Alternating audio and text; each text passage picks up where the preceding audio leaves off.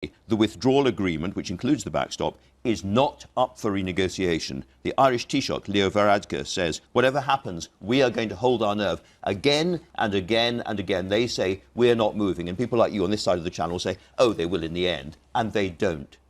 What's going to be different? Well, look, one of the reasons that you'd expect them to say all this right in the middle of as a leadership contest kicks off. But one of the reasons is that we weren't resolute enough and we took no deal off the table. So I don't want a WTO Brexit, but I think unless you're willing to keep our promises as politicians, and I think are going to see what happens if you don't in the European election results later, if we don't and we're not willing to say that, I think we put ourselves in a much weaker position in terms of getting a deal. Because if you're not willing to walk away from the negotiation, it doesn't focus the mind of the other side. But you've been in these negotiations yourself, and you've asked for these things yourself in the past, and you haven't got them. What's going to be really different because you're Prime Minister? Well, first of all, as I said, we'd be willing to walk away from the negotiations if we don't get the very finite, targeted, reasonable change.